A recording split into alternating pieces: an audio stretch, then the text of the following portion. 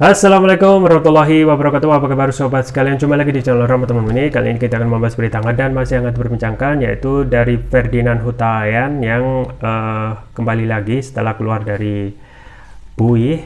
Dan ini sekarang karena kontestasi pilpres semakin panas, sekarang targetnya adalah Anies ya.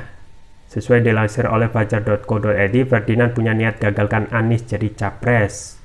Kemudian pengamat menyebut Samsi Ali pernahkah disakiti sama Anies Baswedan ya. Ini sesuai yang dilansir oleh fajar.co.id. Langsung saja kita baca dan kita ulas. Presiden Nusantara Foundation Imam Samsi Ali mendadak menyinggung pernyataan mantan kader Partai Demokrat Ferdinand Huta-Hayan soal Anies Baswedan. Dikatakan Ferdinand dalam videonya yang beredar di jagat burung biru, dia bermain Twitter niatnya adalah untuk menggagalkan Anies menjadi capres pada Pilpres 2024. Dia tidak boleh jadi capres, biarkan dia sekarang jadi baca pres halu, ayo kita lawan, kita jaga NKRI, ujar Ferdinand pada potongan video itu. Menanggapi hal tersebut, Samsi Ali menyemprot habis Ferdinand. Dia melihat ada dendam tersembunyi dari diri seorang Ferdinand. Kalau menurut Anda, manusia seperti akalnya masih ada, ingin menampilkan diri sebagai oposisi ke Anies Baswedan, sendal Samsi Ali. Kira-kira sebabnya apa? Dendam karena apa? Pernahkah disakiti sama Anies Baswedan? Sembung dia. Ditambahkan Samsi Ali, apa yang dilakukan Ferdinand seolah berupaya menggagalkan anak bangsa untuk menjadi capres patriotisme. Seolah-olah upaya menggagalkan anak bangsa untuk jadi capres patriotisme, otak apa ya tukasnya ya. Ya itu ya sobat sekalian terkait Ferdinand Huta-Hayan yang saat ini main Twitter untuk menggagalkan capres Anies untuk jadi capres ya. Nah, kalau kita ingat rekam jejak Anies Ferdinand Huta-Hayan itu memang sesuai yang disampaikan oleh ahli forensik gitu, memang komentar-komentarnya sangat menyerang ya, memang menyerang, kemudian itu sifatnya personal ya dari setiap individu, dan bisa dikhawatirkan ya kalau kita melihat rekam jejak sebelumnya yang juga terkena sangkut pautnya tentang penghinaan penodaan agama, itu patut dikhawatirkan kalau ini terus-menerus dilakukan ya, bisa saja akan tersandung lagi ya pasal-pasal yang akan menjadi kebiasaan gitu ya, misalnya pasal tentang penghinaan ya, pencemaran nama baik, kemudian bisa saja pemberitaan bohong dan lain sebagainya. Nah, memang kalau kita menyerang Anies itu tentu saja salah milih musuh gitu ya, salah milih musuh ya, karena sosok Anies yang sangat kalem, tidak banyak omong ya, dan kemudian diserang dengan serangan yang frontal seperti apa yang sudah akan diniatkan oleh Ferdinand. Ini akan kemungkinan tidak akan mendapatkan targetnya ya, justru akan sebaliknya, serangan-serangan yang sifatnya frontal ini akan dibaca publik sebagai sesuatu yang tidak baik dan justru akan menaikkan ya simpati ya kepada Anies Baswedan, dan itu akan tentu saja akan berpengaruh terhadap elektabilitas Anies yang terus-menerus diserang oleh lawan politiknya. Nah, kita ketahui saat ini baru satu yang frontal, yaitu Ruhut Sitompul yang terus-menerus menyerang Anies ya dengan berbagai sebutan dan juga caci maki ya. Pernah juga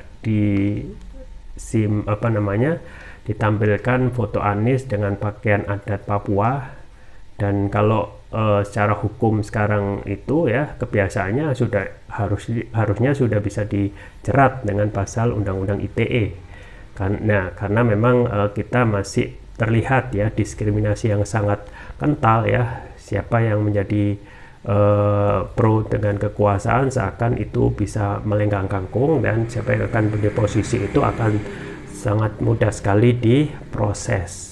Dan itu terbukti ya sampai hari ini ya, padahal pengaduan tentang Ruhut Sitompul yang mengadukan dengan adanya gambar meme Anies yang berbaju Papua itu ya tidak ada tindak lanjut hingga saat ini.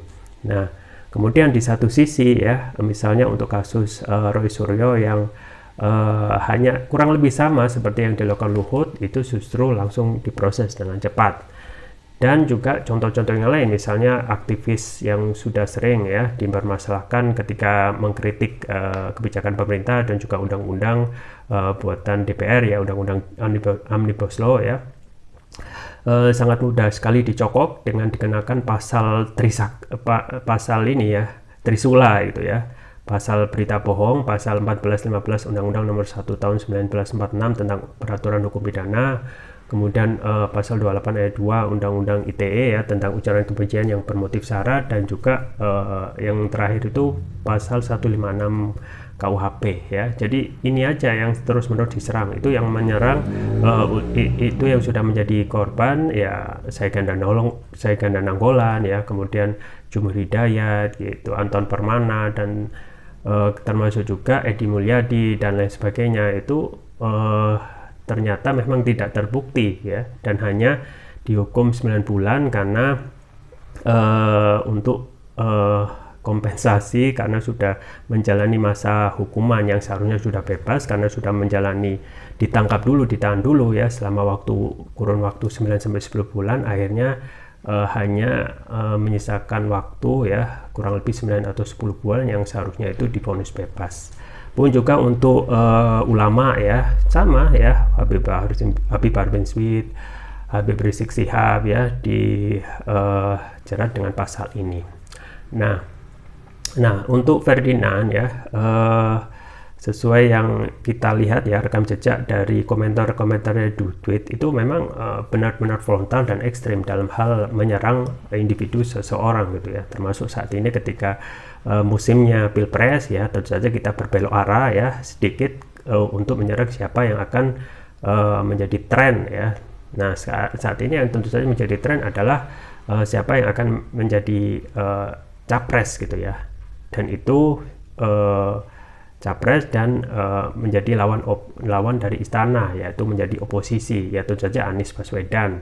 Nah, tentu saja ini menggerakkan lagi tabiat yang sudah kita ketahui dalam komentar-komentar Twitter di Ferdinand ya, di situsnya yang selalu menyerang ya, dan dikhawatirkan kalau tidak hati-hati bisa terspleset ya, sama seperti yang dilakukan sebelumnya yang terspleset ya. Sayangnya memang karena lebih condong kepada pemerintah, maka hukumannya cuma 5 bulan ya. Coba kalau kita lihat aktivis-aktivis yang lain itu luar biasa, sampai 9 sampai 10 bulan, padahal yang dilakukan itu bukan hal kriminal, bukan kejahatan, cuma ngomong ya, mengkritik ya. Itu yang disampaikan oleh Edi Mulyadi ya, kemudian juga Jumur Hidayat, Saigon dan Nainggolan dan lain sebagainya. Termasuk juga yang terakhir tentu saja Bambang Tri ya, yang tentu saja dilaporkan ya oleh civil society gitu ya, civil society. Jadi terlihat seakan dibentur-benturkan antar masyarakat dengan masyarakat. Kemudian ada pertanyaan, kenapa kok istana lagi disalahkan ya? Kan seharusnya dalam hal ini yang mempunyai kekuasaan, termasuk yang bisa memberikan restorasi ya, perdamaian, kan juga harusnya istana ya, tetapi justru dalam hal ini termasuk juga institusi kepolisian yang sebelumnya juga Kapolrinya berjanji akan melakukan restoratif justice, justru persoalan-persoalan pengaduan terhadap isu-isu terkait pelanggaran yang terkait dengan ITE itu justru di-entertain ya, diproses, yang harusnya lebih mengedepankan restoratif justice. Nah, ini kedepannya ya, Ferdinand harus diakui salah memilih lawan ya. Kita ketahui karakter Anies yang begitu tidak banyak omong ya, kemudian melihat kontestasi Pilpres ini menjadi hal yang biasa. Ketika ada penolakan, perlawanan, penghadangan, itu disikapi dengan santai ya, justru ya ini akan berbalik ataupun akan menjadi anti klimaks dari perlawanan dari pihak yang pro kepada istana ya, termasuk juga Ruhut, termasuk juga Ferdinand yang terus-menerus pasti akan melakukan serangan ya, baik itu negatif campaign, baik itu black campaign. Nah, memang kalau kita melihat apa yang disampaikan oleh Ferdinand tentang adanya penjagalan ya, yang ingin menggagalkan Anies menjadi capres ini termasuk juga inkonstitusional ya, karena seseorang ketika memenuhi syarat untuk menjadi baca pres itu dia secara otomatis mempunyai hak konstitusional. Jadi ketika seseorang ini menggagalkan, berarti dia menggagalkan seseorang dari hak konstitusionalnya. Nah, ini harusnya diperingatkan, diberikan teguran ya oleh pihak yang nantinya benar-benar kalau sudah resmi Anies dicalonkan menjadi baca pres oleh partai politik ya,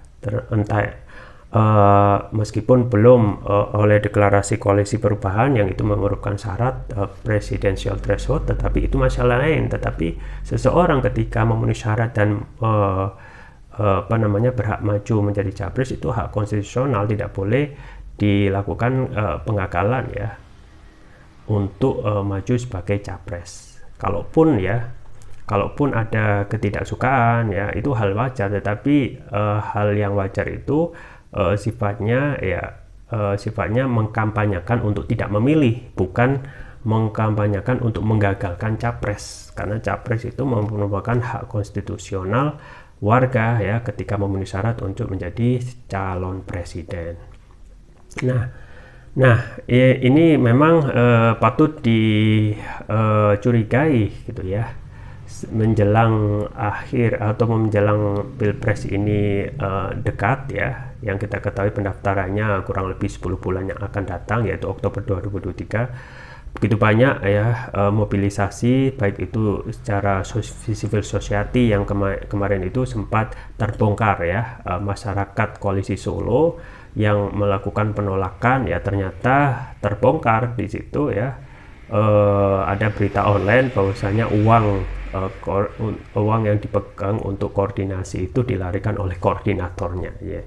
Jadi memang sudah terlihat ya ancang-ancang dari orang yang lawan dari Anies yang melakukan ya mobilisasi yang sifatnya negatif ya, negatif untuk mengarahkan civil society dan mencoba untuk membenturkan ya, termasuk juga memanfaatkan orang yang mempunyai popularitas ya, orang yang sudah banyak kenal ya, seperti Ruhut ya, juga Ferdinand yang mempunyai kapasitas untuk digunakan ya, potensinya untuk menyerang Anies Baswedan.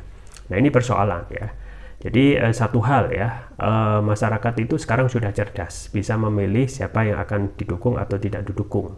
Nah, kalau kita melihat kiprah Anies yang saat ini ya, suka atau tidak sudah moncer ya dalam hal elektabilitasnya, itu bisa diukur minimal ya dengan adanya sambutan antusias di setiap daerah ya, dengan adanya dukungan dan juga deklarasi dari grassroots partai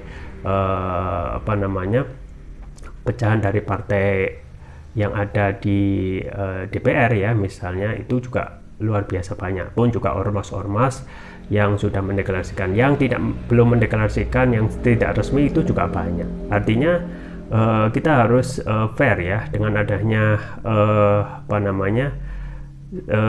penyerangan, penghadangan yang sifatnya negatif ini ya, suka atau tidak suka, justru akan menaikkan elektabilitas Anies, akan lebih moncer lagi, karena akan dipandang ya, kembali lagi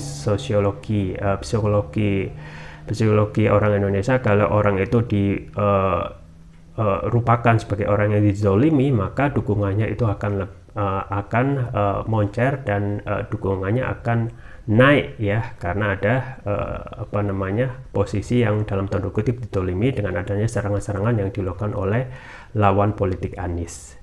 Nah, saran kepada orang-orang yang menyerang Anies, ya sudahlah ya, justru ketika seseorang itu diserang ya, justru akan meningkatkan elektabilitasnya ya. Satu hal ya, kalau ingin menjadikan seseorang itu dihargai di tengah masyarakat, ya lakukan hal-hal yang positif ya untuk Ferdinand, Ruhut ya, lakukan hal yang positif, apa pencerahan kepada masyarakat ya, sampaikan solusi-solusi ya terhadap persoalan di negeri ini yang itu sangat lebih dibutuhkan di tengah-tengah masyarakat daripada melakukan caci maki, serangan, black campaign, negative campaign kepada seseorang yang justru tidak akan berpengaruh apa-apa, tidak ada berefek apa-apa, justru malah akan menghabiskan waktu, tenaga, biaya ya, yang kemungkinan justru akan lebih meningkatkan elektabilitas Anies ke depan. Itu saja yang bisa saya sampaikan, semoga bermanfaat. Jangan lupa like, share, dan subscribe. Sampai jumpa lagi. Wassalamualaikum warahmatullahi wabarakatuh.